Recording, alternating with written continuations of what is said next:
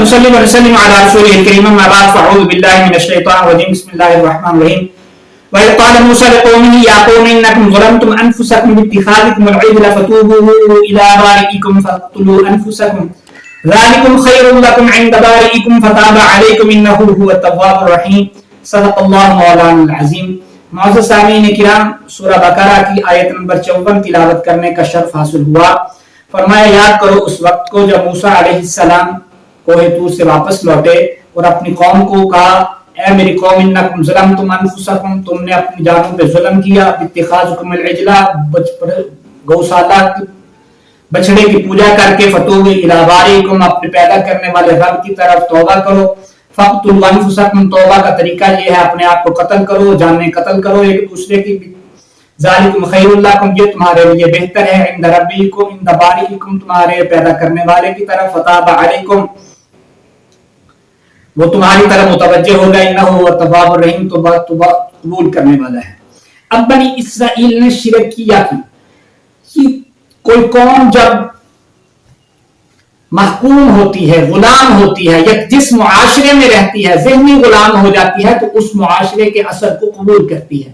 جیسے ہمارے آبا یہ ہندوستان میں ہندوؤں کے ساتھ رہے، ہندوؤں سے مسلمان بھی ہوئے، تو ہماری رسم و رواج، شادی غمی خوشی کے آج تک تمام ہندوانہ ہیں. بہت کم اسلامی احکامات، صرف نکاح اس میں آ گیا، باقی تمام احکامات. اسی طرح جنازہ ہم نے پڑھ لیا، باقی تمام جو رسوم کرتے ہیں ہم ہندوانہ ہیں. اسی طرح یہ وہاں رہے تھے. یہ وہ دیوتاؤں کی پوجا کرتے تھے، فرعون کہتے ہیں سورج کے دیوتے کو ہے، تو یہ وہ بیل اور بلی کی پوجا کرتے تھے، سانپ کی پوجا کرتے تھے. تو معاشرے میں ان میں بھی یہ بات سرایت کر گئی، آ گئی کہ رب وہ ہے جو سامنے نظر آتا ہے. تو یہ اس میں دوسری جگہ قرآن مجید میں ہے، اس نے جب موسیٰ علیہ السلام نہ آئے تو اس نے جب قوم کو بلایا تو کہا الہکم و الہ موسیٰ، یہ تمہارا رب ہے اور موسیٰ علیہ السلام کا الہ ہے.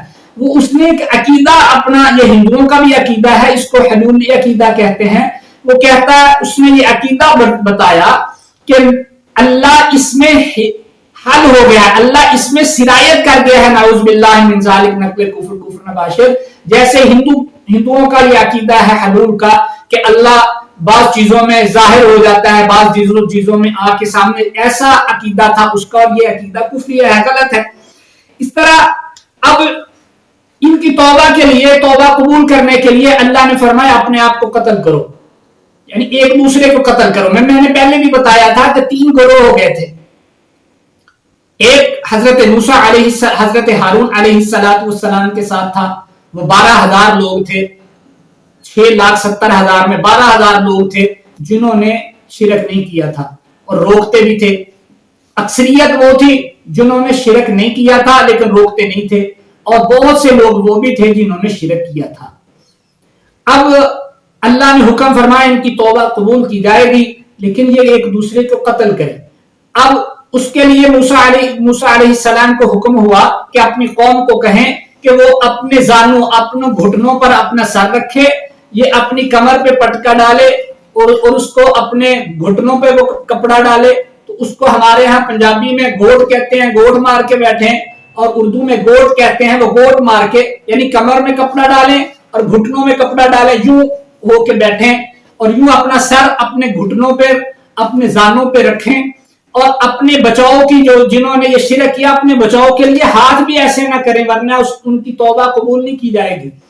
تو اب جن لوگوں نے منع نہیں کیا تھا ان کی توبہ یہ ٹھہری کہ اپنے بھائیوں کو، اپنے والد کو، تمام رشتے تھے، بھائی کسی کا باپ، کسی کا بیٹا، کسی کا بھانجا، کسی کا بھتیجا، یہ اپنے ہاتھوں سے یہ قتل کرے جنہوں نے منع نہیں کیا تھا. تو اب یہ جب قتل کرنے کے لیے تلواریں لے کے آئے تو پھر ہاتھ کانپنے لگے، کیسے اپنوں کو قتل کریں. موسیٰ علیہ السلام نے اللہ سے عرض کی تو اللہ پاک نے ایک اندھیرا سا ایسا ڈال دیا کہ اب ان کو کوئی نظر نہیں آ رہا تھا. انہوں نے قتل و غارت گری شروع کی، قتل کرنا شروع کیا ان کو. حضرت علی رضی اللہ تعالیٰ عنہ فرماتے ہیں 70,000 لوگ ایسے قتل ہوئے. یہ قتل و غارت گری کئی دن چلی، بعض نے لکھا ہے صبح سے شام تک چلی. شام کو اس بنی اسرائیل کی عورتیں اور بچے روتے ہوئے موسیٰ علیہ السلام کے پاس آئے. اللہ سے دعا کریں، یہ تو ساری قوم ایسے تباہ ہو جائے گی۔ تو موسیٰ علیہ السلام برہنہ سر ہوئے، ننگے سر ہارون اور موسیٰ علیہ السلام اللہ کے دربار میں عرض گداز ہوئے، رو رو کے اللہ سے التجا کی۔ تو اللہ نے موسیٰ علیہ السلام کی دعا کو قبول فرمایا، ان سب کے فرما دیا اب ہاتھ روک لیں، جتنے قتل ہو گئے قتل ہو گئے۔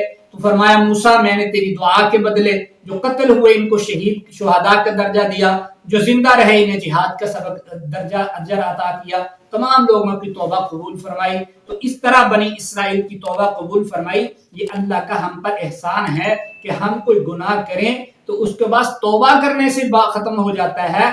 بنی اسرائیل کی توبہ اللہ نے ایسے قبول فرمائی۔ اللہ سمجھنے عمل کی توفیق۔